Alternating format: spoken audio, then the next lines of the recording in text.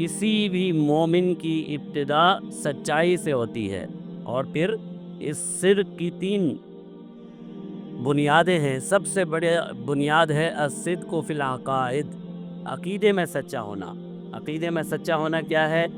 اللہ اور اس کے رسول صلی اللہ علیہ وسلم پر ایمان لانا۔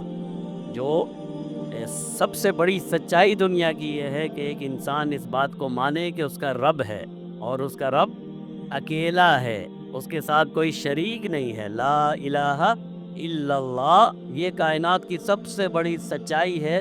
اس کو ہم کہتے ہیں الصدق فی العقائد۔ اور دوسرا سچائی ہے اعمال میں، نیت میں، اس کو کہتے ہیں الصدق فی الاخلاص۔ جو عمل کیا جائے اللہ کے لیے کیا جائے۔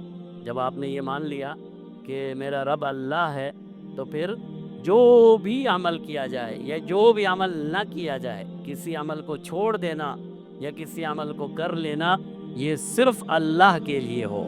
اور تیسری سب سے بڑی سچائی ہے الصدق فی الاقوال والتکلم، بات چیت میں سچا ہونا، سچ بولنا۔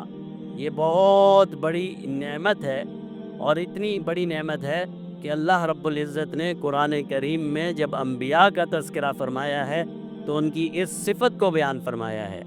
وَاذْكُرْ فِي الْكِتَابِ ابراہیم، سیدنا ابراہیم کا تذکرہ کرتے ہوئے اللہ رب العزت فرماتے ہیں، اے پیارے محبوب، ہم نے اس کتاب میں سیدنا ابراہیم کا تذکرہ کیجئے۔ اس کتاب قرآن میں سیدنا ابراہیم کا ہم نے تذکرہ کیا ہے، آپ بھی کیجئے۔ اِنَّهُ كَانَ صِدِّيقًا، کہ وہ سچا تھا، وہ سچ بولتا تھا۔